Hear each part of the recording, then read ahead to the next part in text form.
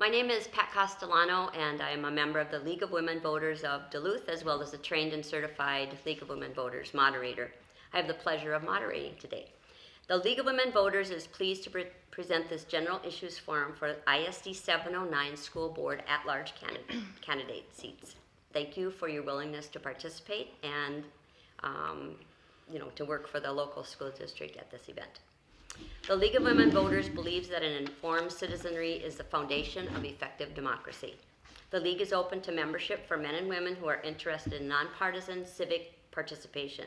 The League of Women Voters Duluth realizes that creative and innovative policies and practices are forged out of diverse points of view. We believe diverse perspectives are necessary for responsible and representative decision making. So let's pause to acknowledge our commitment to welcome and facilitate diversity, equity, and inclusion in all aspects of our work. We strive to include people from a mix of abilities and backgrounds in all of our activities. You're invited to join us, and for more information, check out our website at www.lwvduluth.org. The League of Women Voters is nonpartisan. It's a volunteer organization that works at the local, state, and national level to encourage citizens to participate in government. While we as a league do study and take stands on issues, we do not endorse or support political parties or candidates, and not those of the League of Women Voters of Duluth.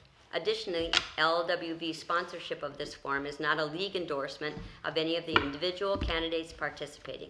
So please remember, viewers, to exercise your right to vote on Tuesday, November 2nd, 2021.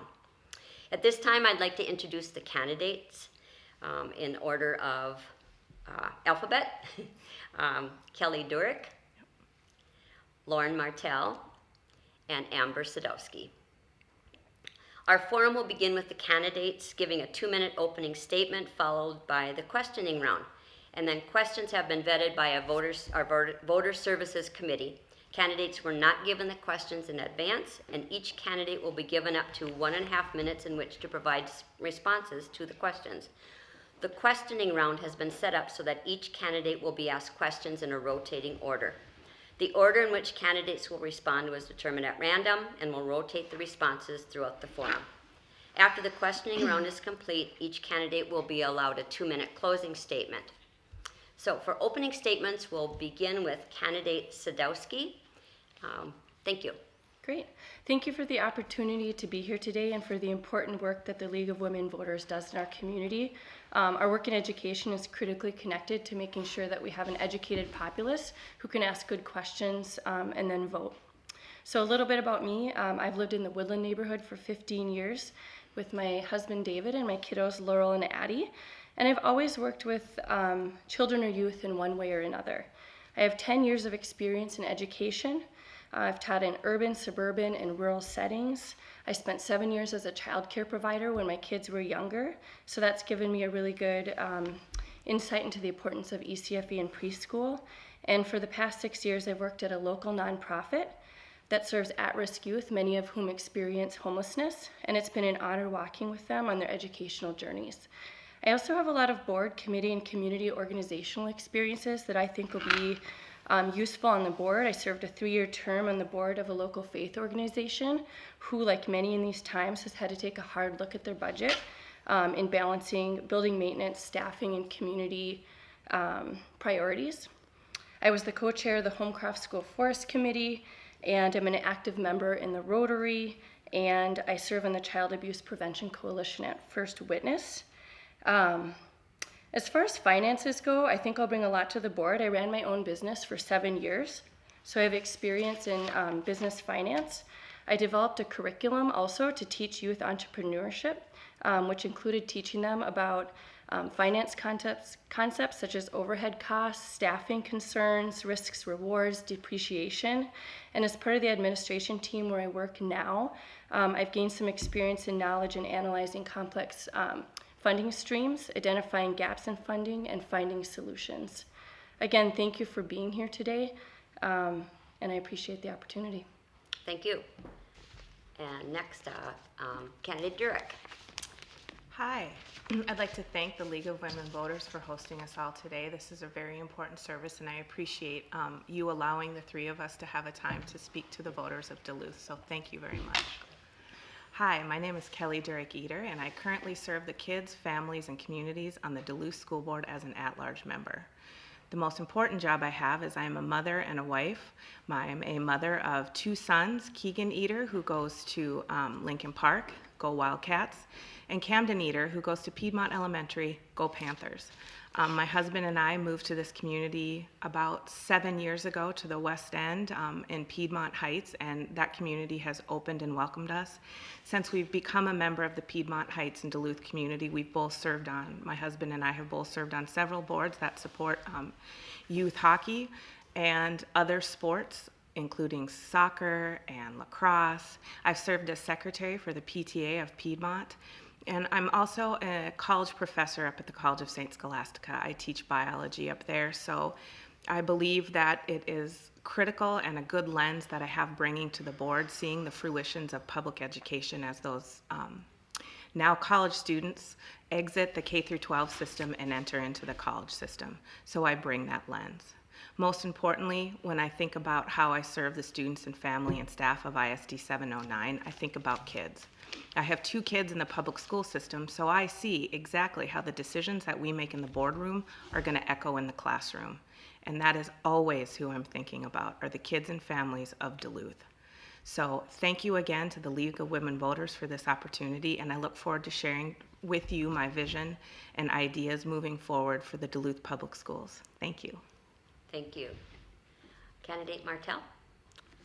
Hello, I'm glad to be here, and also I want to thank the League of Women Voters and my 2 worthy opponents, very worthy opponents, and anyone who takes the time to listen. My name is Lauren Martell. This is my 6th run for the school board, and so I'm not going to get too deeply into my bio. A lot of people know me already, but I did move to Duluth 30 years ago next spring with my late wife. We had a nice life in a modest home on the hillside. She was a teacher and I owned a small business. We were very private people, and I never imagined becoming so involved in a public issue. I've been watching the school board meetings now for 13 continuous years. And if you really want to know what happened in the boardroom, get your hands on my memoir someday and read it from cover to cover. In that memoir, I describe Old Central as a castle with a moat of little children. If you try to cross the moat to get to some accountability sometimes from the rulers in the castle, you can be betrayed as a cretin who doesn't care about the little kids. And I'm not saying the rulers don't care about the kids. They clearly do. But I am saying that sometimes they use the children as a very effective smokescreen. And I also am saying that there have been other people involved in this debate for many years who cared about the kids every bit as much as the rulers did.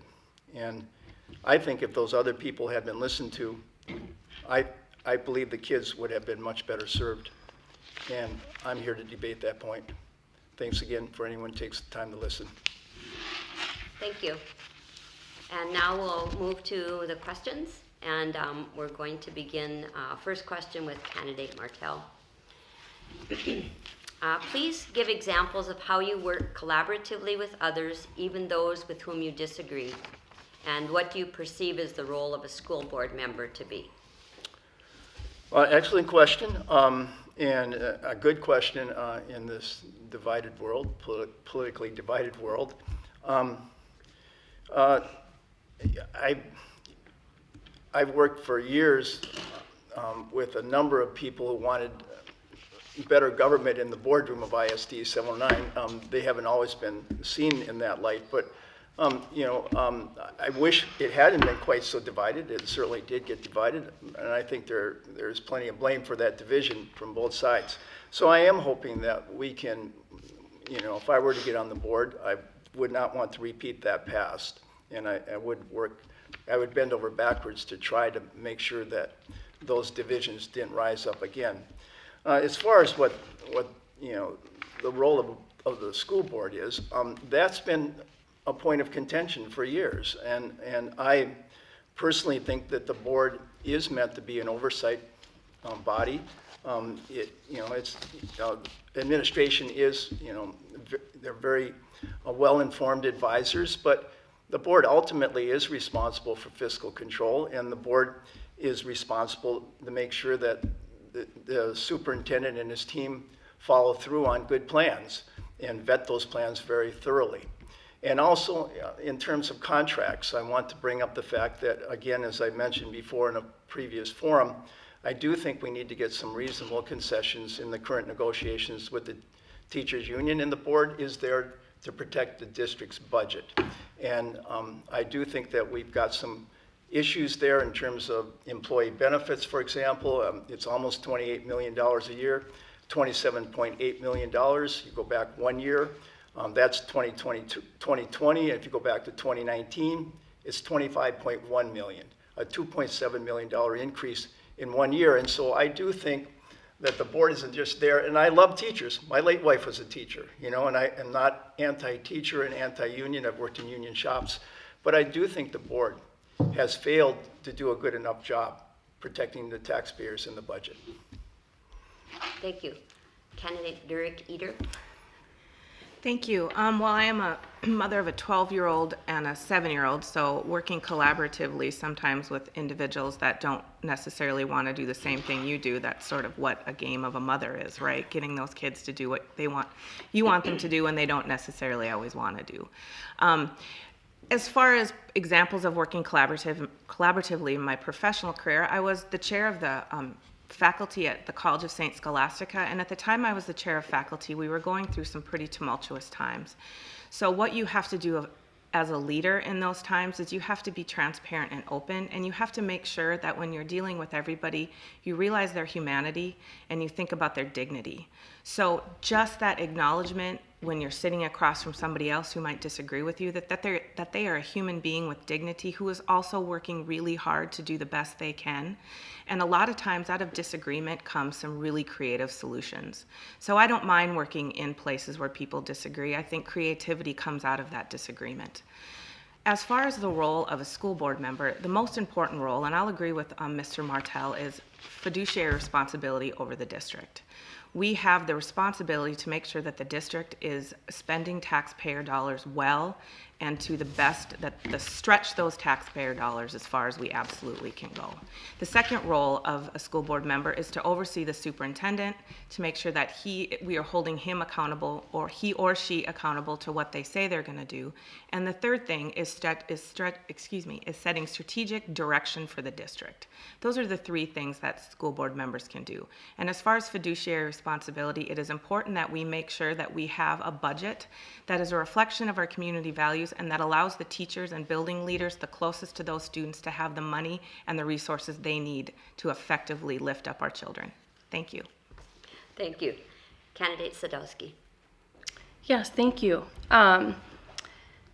The different board experiences that I've had for being on the board at my church and being on different committees in the community, you know, you're always going to work with people that maybe won't agree with you, have a different perspective, and I think it's really important to acknowledge just the strength in that.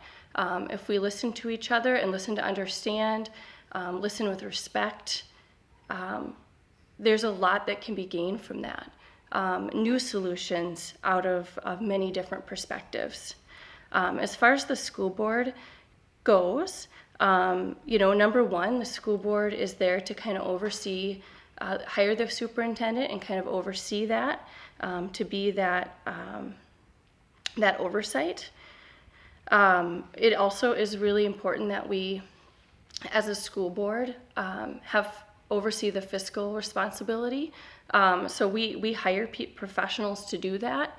There's a CFO of the district, but it's also our responsibility as a school board to ask really good questions and to really pay attention. And like school board member Derrick said, the most upcoming, one of the most important upcoming responsibilities of the current board and going forward is going to be developing a new strategic kind of vision going forward for the next few years. Thanks. Thank you. Next question, and we'll begin with candidate Derrick Eder. ISD 709, there's a little bit of background here, so I'll give you that. ISD 709 administration has been faced with the question of whether to continue to support a grade 4-5 teaching position for the Ojibwe immersion program at a time when we've seen decreased graduation rates and worsening health disparities for Native American students and populations. The administration has cited low interest and attendance as a reason for not hiring for the 4-5 teaching position. Do you believe that this is an either-or spending issue, money to address graduation rates and health disparities versus money for Ojibwe immersion program 4-5? Do you believe the Ojibwe language position should be maintained in the face of low attendance? And please explain. Sure. There is some pretty significant evidence that's come out of a school district in South Dakota. I believe it is the Rapid City School District, where they had a language immersion program that they started in their I think they just started in kindergarten a couple years ago. What they noticed when they offered these Indigenous students the ability to learn the content in their language is that they did much better on standardized tests. I am absolutely committed to the Masabakong program and what that offers to our Indigenous students. In addition, I believe that we have a moral obligation to offer those students, since we are visitors on their native land, to make sure that we are offering them as a district their culture and access to their language. Now, in terms of the 4th-5th split in the program, we did have some difficulty getting enough students in that class. That will not happen again. We have a superintendent and an assistant superintendent and a leader of that program who are very committed to it. We have added a pre-K Ojibwe language speaking course, and we have also added a coordinator. We do have some difficulty finding teachers that can teach in the language at that level, but I am absolutely committed to, along with the rest of the board, and I know candidate Sadowski, in making sure that our Indigenous students have access to their language and culture in our public school buildings. Thank you. Thank you. Candidate Sadowski, same question, please. Yeah, absolutely. I am very in support of supporting our Masabakong Ojibwe immersion program, as well as the Spanish immersion program. I think we really do need to acknowledge that we are on Indigenous lands, and there's been a lot of historical and generational trauma that's occurred to our Indigenous population, including removing children from families, which has really disrupted just the passing down of culture. And when I've talked to Indigenous youth in our community, and they really value opportunities to reconnect with their culture. I'll just say that. And language is a big part of that, huge. And it's a way, one way that their culture is passed down. That's what I've learned from some youth that I know. So I'm definitely a big supporter of the program. And I would work with administration and the director of the program in ways that I could to kind of boost attendance within the program, if that's the issue. There are ways to connect with other Indigenous youth in our community and families and get them into that program. So I think it would be networking with those groups to fill that program would be another aspect. Thank you. Thank you. Candidate Martell, same question. Yes, it's a great question, and I wish I was better informed on it. For one thing, as the other two candidates said, I really do back immersion programs in general. I wish we had more of them, in Russian and Mandarin, Chinese, etc. That's a great way to teach kids language, no question about it, and I'm very supportive of immersion programs. I don't know the numbers around this exactly. Obviously, to some degree, it's a budget issue, and I'd have to know the numbers more about just how sustainable it is. I certainly, on the face of it, support it, especially if it addresses achievement, the achievement gap, and I assume that it's a good tool to do that. And if it is, then, of course, we have to address the achievement gap, and it seems to me that that would be a fairly fiscally responsible way to do it, and you get a lot of bang for your buck with that program. So again, I'd have to see the numbers, exactly what we're looking at in terms of attendance for those classes and whether we can work it out budget-wise. And I can't give you a specific answer on that because everything is driven by the budget ultimately and whether or not we can truly sustain it. But in theory, I do support immersion classes, and I do support this one, and I'm hopeful it will help us close the achievement gap, and we can continue to sustain it for that reason, if no other reason. Thank you. Next question. We'll begin with candidate Martell.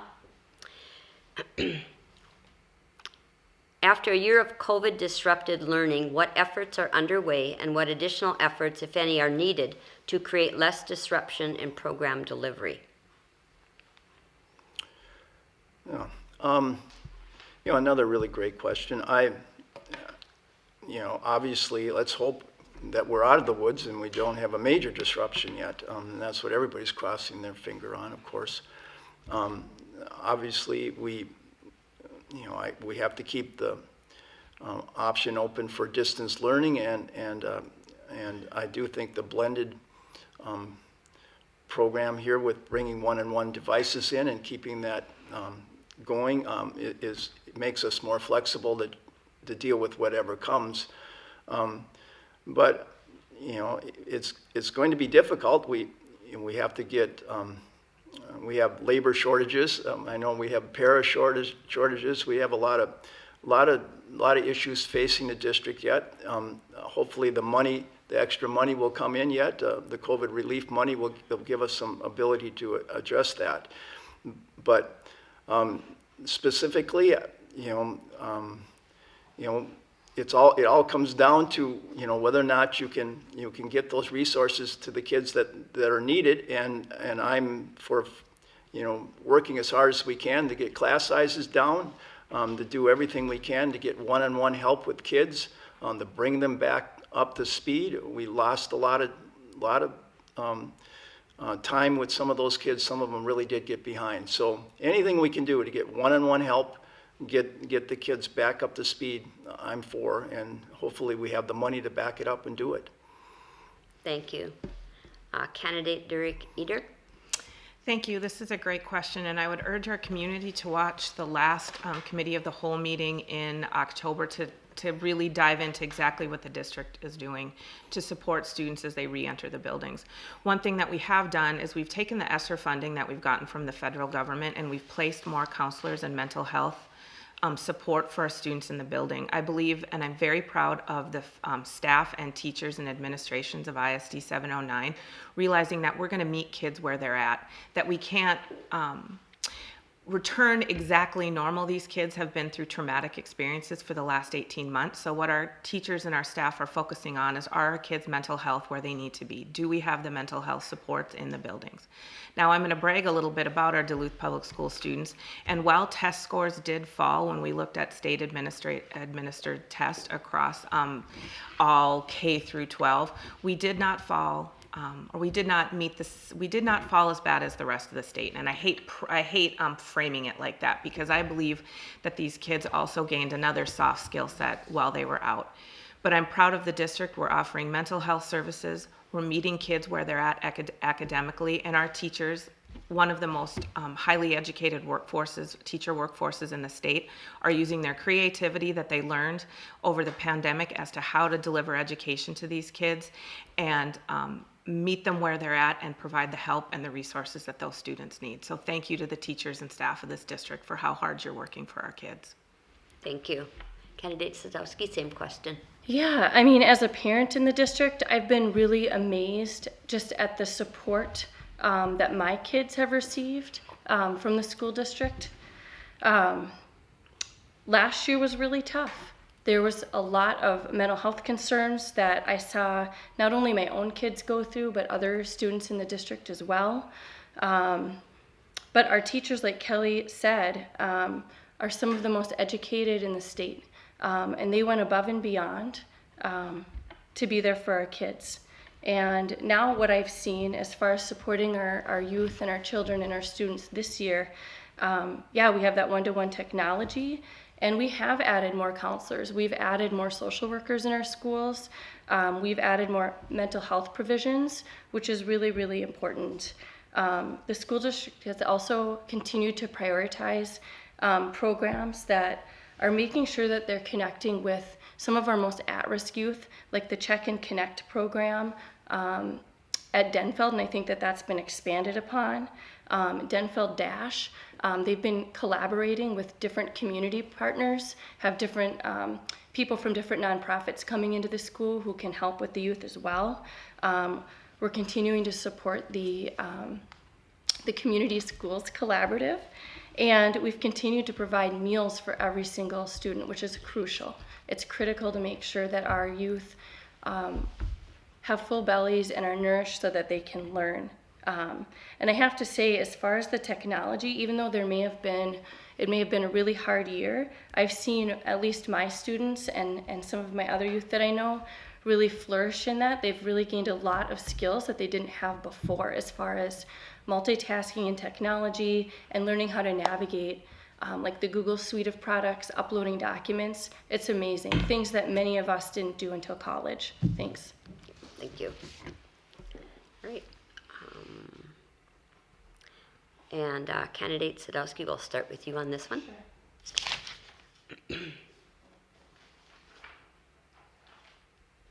Or wait, was that it? Question 4. What public health strategies are we employing to keep students and staff safe in an ongoing pandemic? Would you recommend additional or different strategies, and please explain? Yeah, absolutely. I am really, as a parent, couldn't be more pleased that the Duluth School District required masks. They're referring to the CDC and the Minnesota Department of Health, and the scientists, and that's what we need to do. We need to follow what the medical professionals are saying as far as keeping our kids safe in schools. So I've been really happy with that. I know that the district has also been trying to track kids as much as they can. When my student is at lunch at Ordine, they have to sit at the same table every day, and the district is kind of keeping track of who they're sitting with. Same with the bus ride home. And so, if there is an exposure, they do a really good job at communicating that to the parents to the best of their ability. I mean, we have big schools here, and maybe some things are missed, but I think our teachers and our school staff are going above and beyond to keep our kids safe.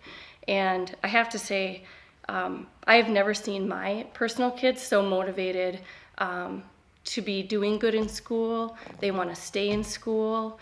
And I think there's going to come a time maybe down the line where they can tell their grandkids, when they had to be out of school for a whole year and how horrible it was, and they're just so glad to be back in. So I'm getting off topic a little bit, but I'm really pleased that we're following the science in our district.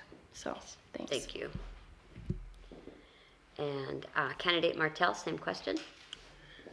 Well, as far as I know, the district I have no complaints about what the district is doing. In fact, listening to Amber, I didn't know they were having kids sit in the same seats all the time. That makes sense to keep track of them that way. That's a good thing, I think.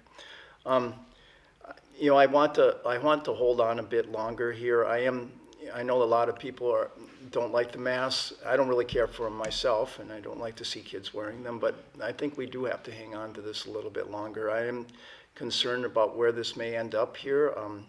In midwinter, when the flu season starts, everyone goes back inside. We have a couple of holidays.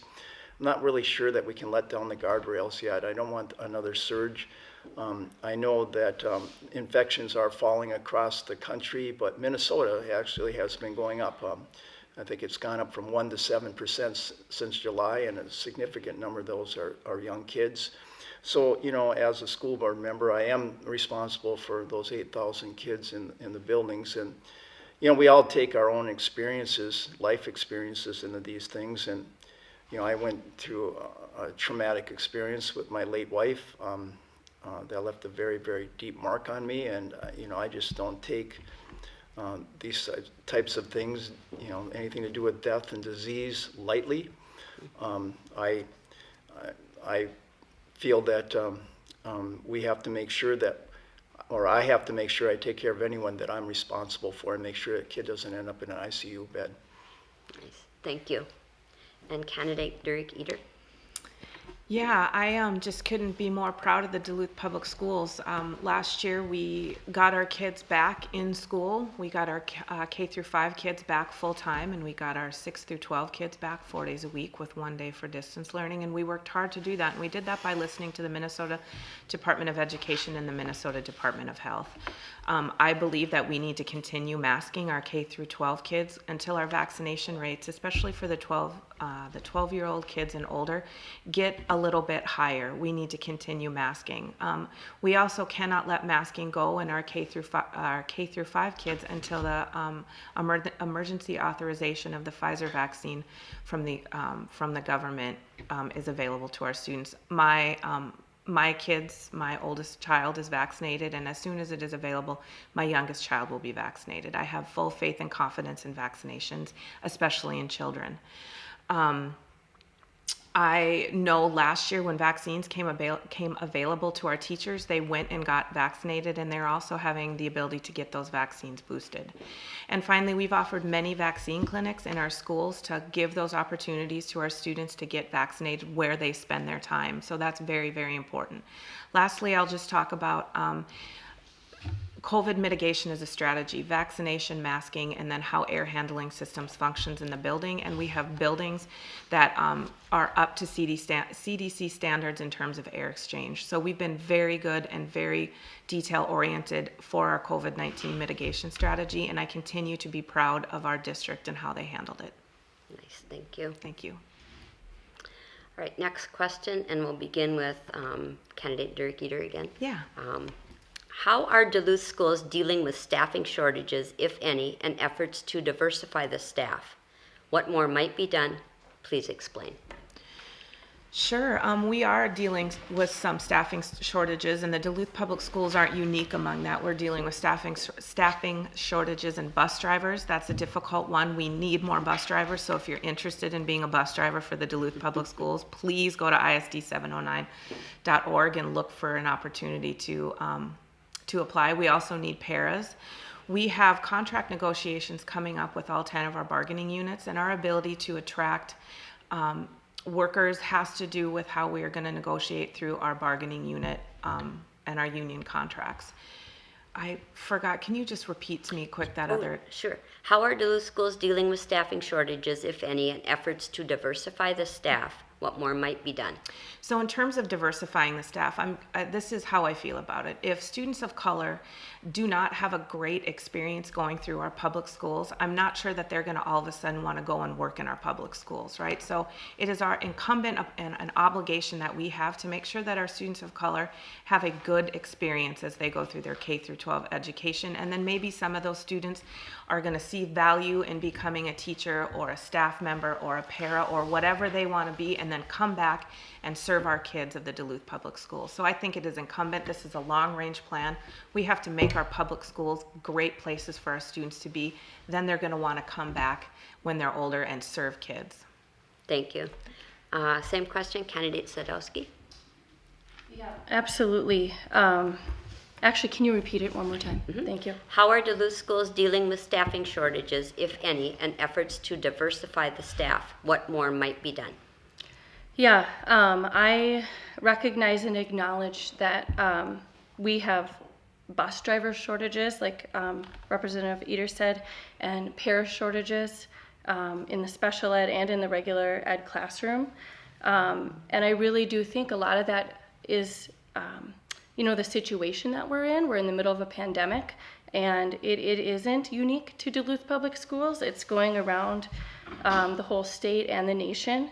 And I do think that we really do need to look at the negotiations that are coming up. I'm endorsed by AFSCME, which represents the paras and the food service workers, and several paras have talked to me just about the importance of wage increases to kind of absolutely reflect the hard work that they do every day. And that's going to that will be one factor in attracting more people to those positions. So that's going to be really important coming up. And then just continuing to make sure that we protect our staff with COVID safety measures, you know, and showing them that we're going to be doing that. And as far as the diversity of staff, I think it's really important to have our staff reflect our student population in all of our schools.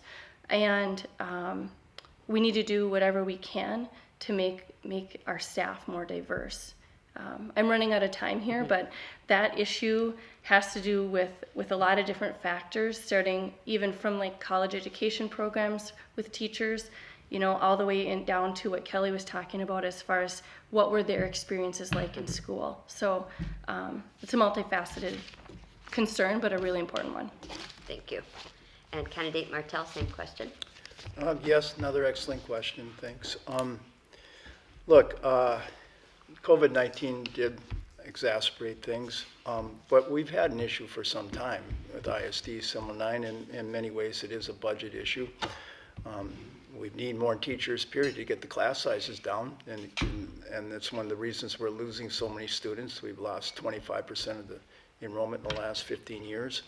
So we've got to try to get control of the budget. They talk about a strategic plan, and obviously we need to get a long-term strategic plan. I've been calling for that for several years, in fact, for that to happen. You can look back in 2015, after that election, I walked up to the podium and called for that. I thought the board has been just kind of circling the drain for years and letting the situation get worse. So, you know, can we continue this? The other issue we have is that the COVID relief money is not going to be there forever, and so we're going to have to deal with these problems in real terms here at some point.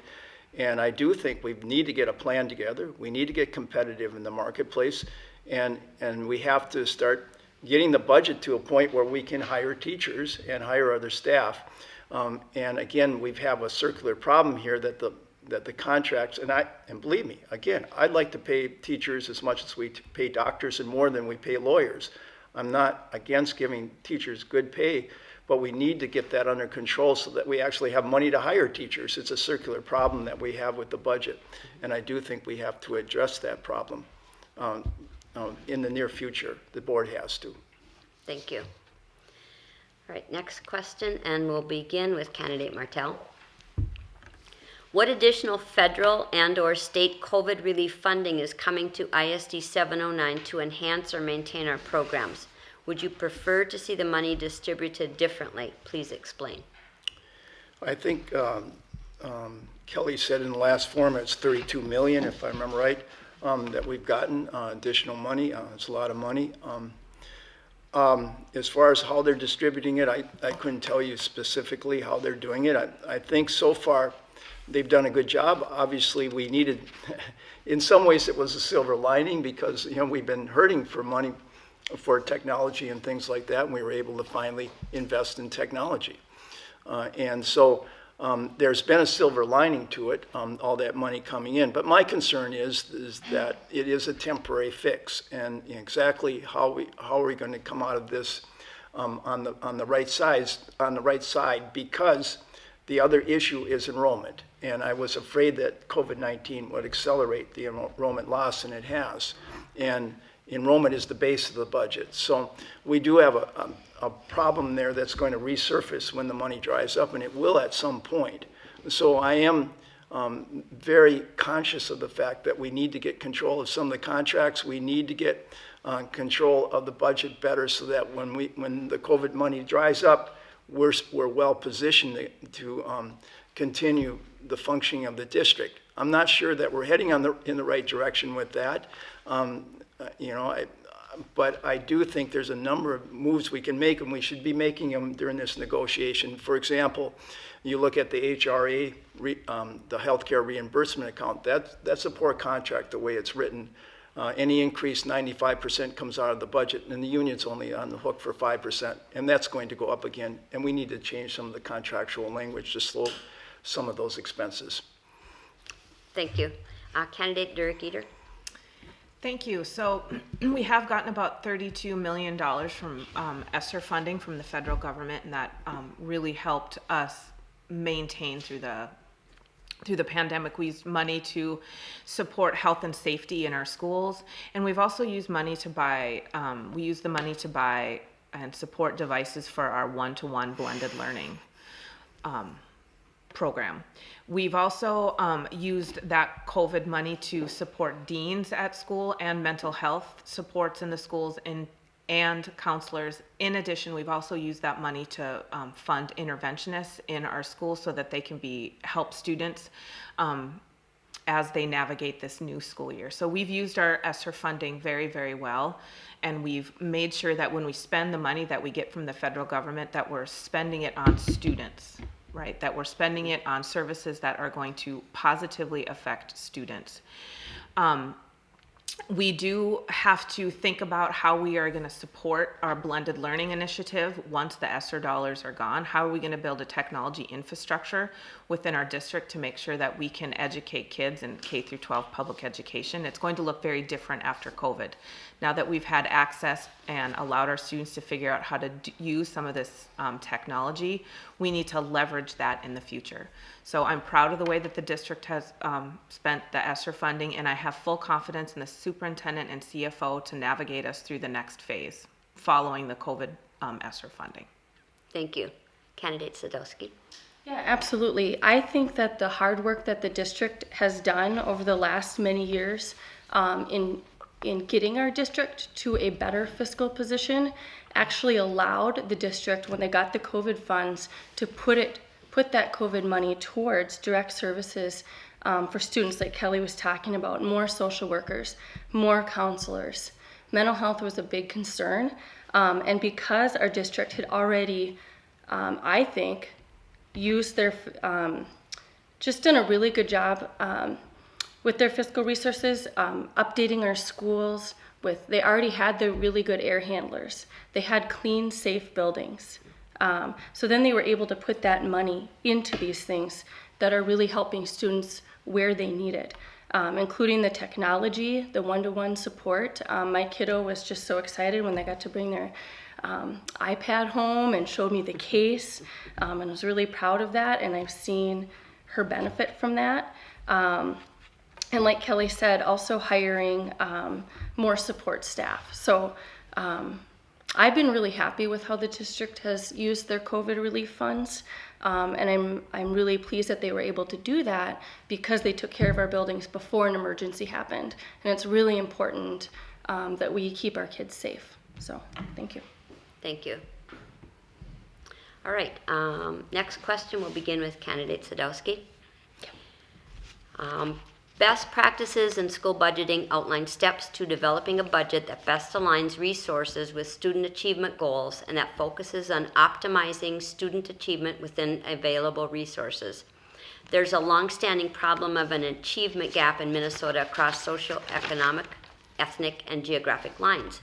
In 2020, with respect to four-year graduation rates, the rate for students from lower-income families in the Duluth Public Schools was lower than the state average and lower than the average in most, if not all other states. The Duluth graduation rates for low-income students are typically at least 30% lower than the rates for more affluent Duluth students.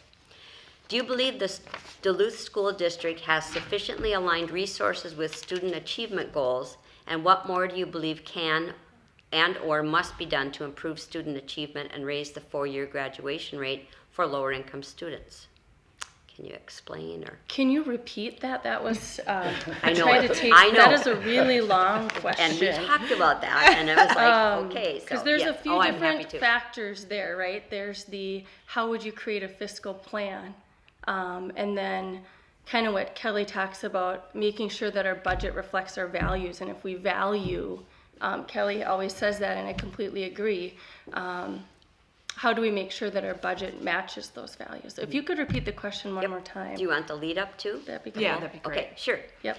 Best practices in school budgeting outline steps to developing a budget that best aligns resources with student achievement goals and focuses on optimizing student achievement within those available resources. There's a long-standing problem of an achievement gap in Minnesota across socioeconomic, ethnic, and geographic lines. In 2020, with respect to four-year graduation rates, the rates for students from lower income families in the Duluth Public Schools was lower than the state average and lower than the average in most, if not all, other states. The Duluth graduation rates for low-income students are typically at least 30% lower than the rates for more affluent Duluth students. Do you believe the Duluth School District has sufficiently aligned resources with student achievement goals? And what more do you believe can and or must be done to improve student achievement and raise the four-year graduation rate for lower income students? Okay, so the first part of that question kind of had to do with developing a budget. And so, I mean, the first thing I would do if elected is to meet with the CFO and make sure that she kind of gave me, and probably many times, right, because it's a complicated budget. But first to just kind of analyze what are our funding streams, where are they coming from, when do they expire, what are some other creative ways that we can bring money into the district? Are there grants that we can apply for? Specifically for specific things like that, like addressing the opportunity gap. Yes, it is a huge priority for me. Probably the biggest reason why I'm running is the opportunity gap. And I think that our schools they're doing what they can. We can always do better, right? And so we need to continue to focus on mental health resources in our schools for our youth. I think we really need to strengthen community partnerships, especially with nonprofits and other organizations that anybody really that is working with any youth demographic that is part of that opportunity gap. We really need to build those relationships up. This is a multifaceted issue that really is going to take a whole community. And the school district plays a huge role and responsibility in the opportunity gap, absolutely. But an opportunity gap is really a disparity in the access of resources, right? Not having the resources that are needed to succeed academically. And a lot of those resources not only come from the schools, but come from other places in the community. Boy, that wasn't enough time, but thank you. Could really go on about that one. We could talk about that question later. Sure. Okay. Same question. Candidate Martell. Well, first of all, I do want to push back a little bit on this idea that we've done such a great job with our budget. The debt service has gone from $3.5 million to $21.8 million in 15 years. The reserve fund has fallen from $30 million to $2 million, or $18 million in the unrestricted to $2 million, and we had a $12 million restricted reserve. So we've actually gone backwards. At one point, we were actually pulling $7.5 million right out of the general fund to pay Red Plan debt. It destroyed our budget practically. There were bad decisions made. That's just a fact. We've done a bad job of planning. This has not worked at all the way we were told it would. This big consolidation project, we're supposed to be at 9,600 students. We're closer to 8,000, and the enrollments, it is the base of the budget. So that's made things much more difficult to deal with. Obviously, if you have the money, you can do many more things. If you're hurting budget-wise, it really ties your hands to some degree. But early childhood, I think, is key. I had a long conversation with a superintendent of another Minnesota district who has twice our minority population, and that's what he told me he focused on is early childhood. They are making some strides.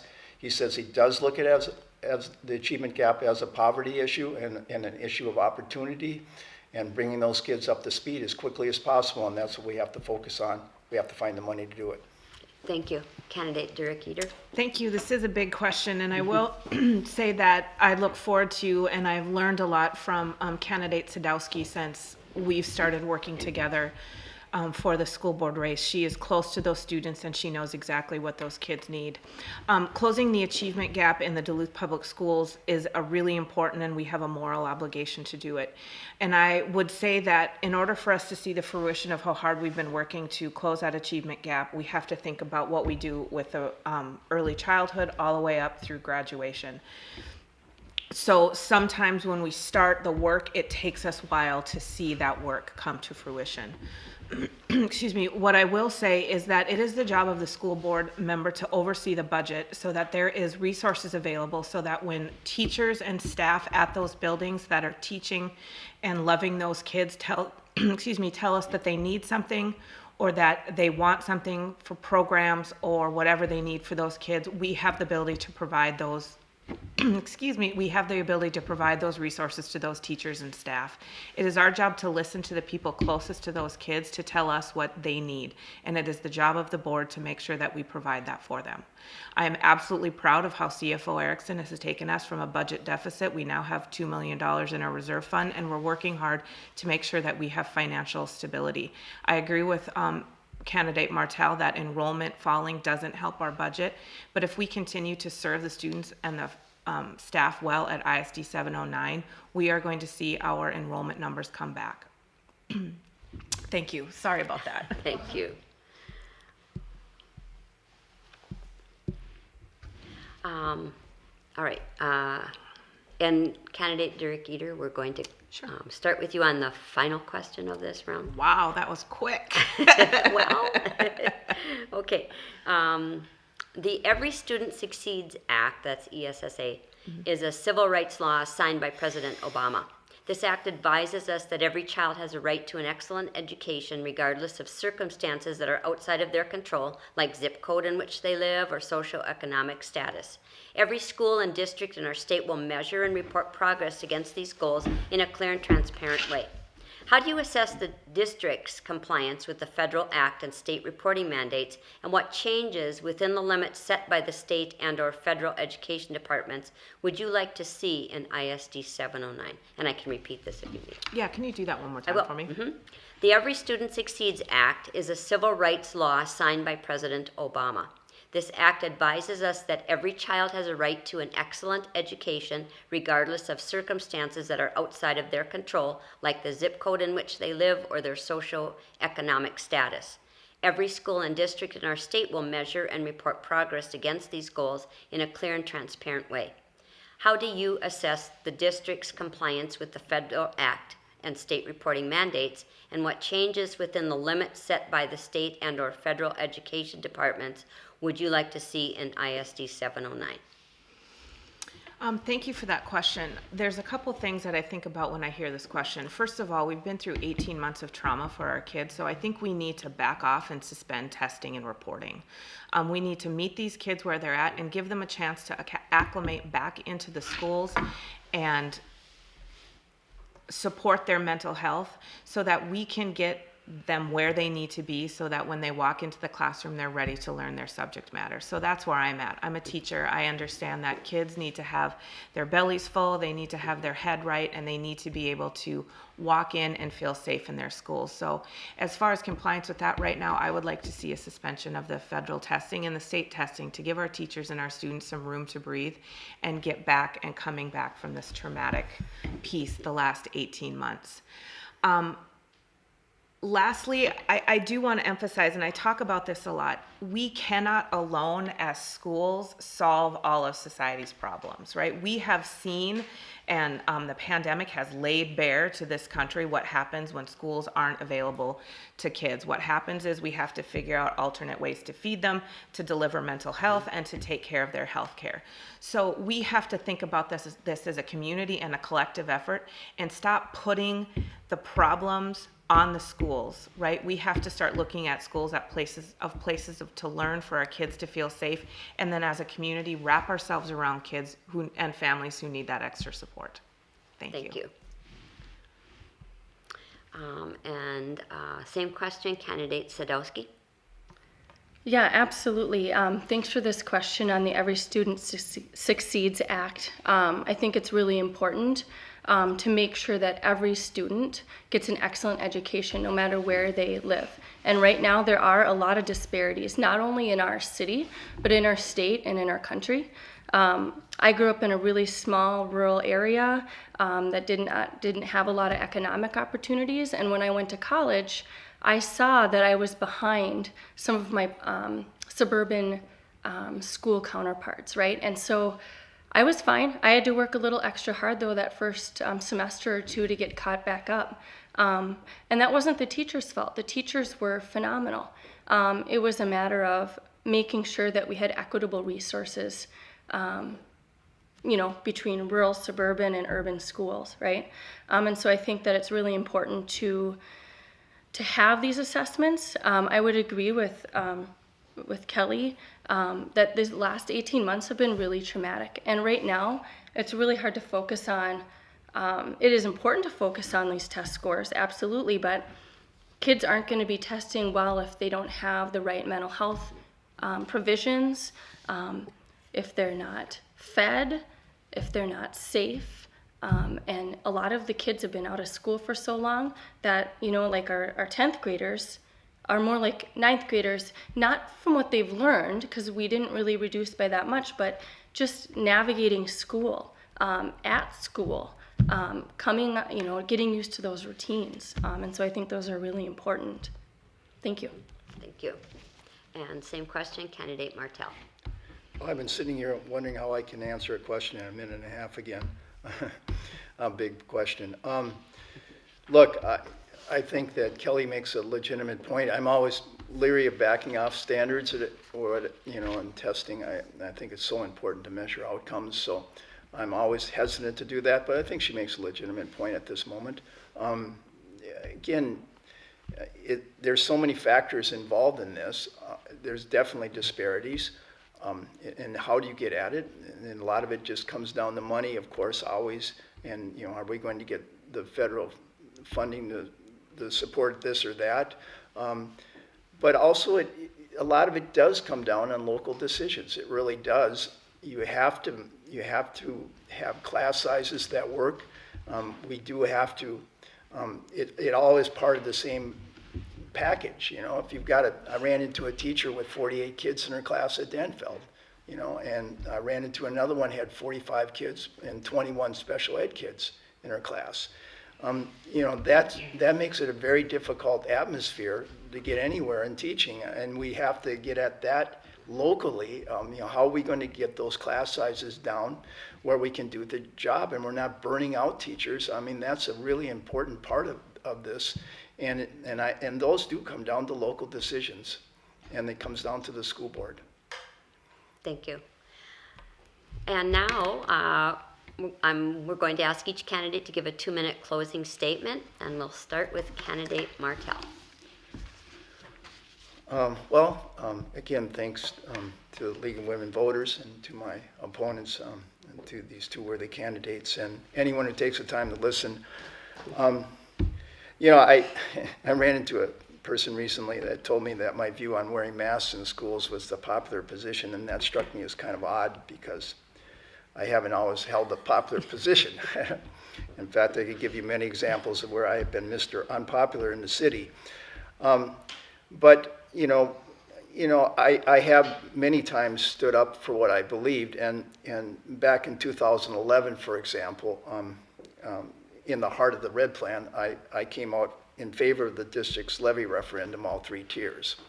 And I was blistered by angry phone calls, emails, letters. I was raked over the coals by my constituents who did not want me to do that. But I told them it was above politics for me. And I understood their anger, though. And I understood, probably better than anyone in here, exactly why they were angry and what they were how they were disappointed. Let me just put it in soft terms about the way the school board had operated in that boardroom. But I think that we have a very politically divided country right now. Both political camps are quite hot, and they are demanding strict adherence to a dogma. So I do think. What really worries me about this particular campaign is that we couldn't even get people to run for all the seats. They were scared to get in because of the political atmosphere out there. And, I proved that I can take the political heat, both from my opponents and my supporters if need be. And I think that's a valuable asset in this hyper-political atmosphere. I will stand up for what I believe in, whether it's popular or unpopular. And I think there's some value in that. And I would like people to take that into consideration. Thanks again for anyone who took the time to listen to this. Thank you. And candidate Derrick Eder? Thank you. Again, I want to take the time to thank the League of Women Voters, and I also want to take the time to thank candidate Sadowski and candidate Martell. As we've walked through this process together, I can't tell you how much I've learned from you both, especially candidate Sadowski when we talk about her experiences with the students that she works with. It's really been helpful for me as I keep my lens. I think a lot about why I want to be a school board member, and it always comes back to this phrase that Pope Francis said, that education is an expression of love and responsibility passed down from one generation to the next. And I think that that's really true for me. I see education absolutely as a way for kids and families to find out who they are, to become an informed citizen, to find the joy in the world, to learn things that they haven't learned before, and to find out new things. If you're a parent, you watch that happen in your children, and that's been an absolute joy for me. I'm a college professor. I have an absolute dedication to education of the young people because I believe that we have to train them, we have to educate them, because we're going to be handing off the responsibility of this world to them next, and that means something to me. I have to thank the families and the children and the ISD 709 staff. It's been a joy to serve you over the last 2 years as I've sat on the board. And I just want to take a minute and talk about the resilience and the beauty and how proud I am of the kids of ISD 709. They've navigated themselves through the last 18 months in an incredible way and under some very, very, very traumatic circumstances. So it has been a joy to serve them. And every morning when I see a school bus go by that says Duluth Public Schools, I feel proud that I had a part of that. I feel proud that those kids are walking into schools that are safe, that they're seeing teachers and staff who love and value them. And I feel honored to be a part of that. And lastly, before I quit, I just want to thank my husband, Jason, and my 2 sons. They've supported me as I've walked through this journey. So thank you to the public, thank you to the League of Women Voters, and thank you to my 2 opponents. I appreciate you all. Thank you. Thank you. And candidate Sadowski? Absolutely. I would also like to thank, again, the League of Women Voters for having us here today, as well as candidates Eder and Martell. I too have learned a lot along the way and have really enjoyed getting to know both of you along the way, and then just different community members as well. When considering decisions that need to be made, I promise to remind myself that the impact of these decisions will impact individual students, all who have unique interests, talents, identities, cultures, and personalities. And an integral part of the work on the board is going to be prioritizing equity for our youth of color and our LGBTQ youth, and addressing the opportunity gap. Some other priorities I look forward to working on collaboratively with district leadership, if elected, would be ensuring, just continuing to look at the budget, ensuring fiscal responsibility. When we talk about class sizes, which always comes up, it comes up with parents, it comes up with teachers. Both of my opponents have brought that up. That comes down, it does come down to a budget thing, but that budget, I would say we need to look a little bit broader too at the state level. Public education has been defunded for 50 years, and that's an issue. I think that my volunteering and work experiences that I talked about in the beginning have provided me with a lot of different skills that'll be valuable on the board, and have highlighted my commitment to being an active listener, and to being positive and solution-based, and willing to listen, to understand and acknowledge, I don't know everything, but I'm willing to do that hard work and the research that's needed to make these good decisions. Again, I would also like to thank all of the teachers and the staff, the food service workers, the paras in the schools. Thank you for being there for our kids, my kids, and all the kids in our school district. Thank you. Thank you. This concludes this candidate forum for ISD 709 school board seats at large. It is our purpose in sponsoring meetings such as this to provide you with an opportunity to hear candidates discuss the issues that are important to you. There is never enough time to cover all of the issues in a limited time setting such as this. If your questions were not addressed, you should feel free to contact the candidates directly. We hope this program has helped you to learn about the candidates and issues so that you can make an informed choice at the polls on Tuesday, November 2nd. We thank the candidates, PACT-TV, and you for making this event possible.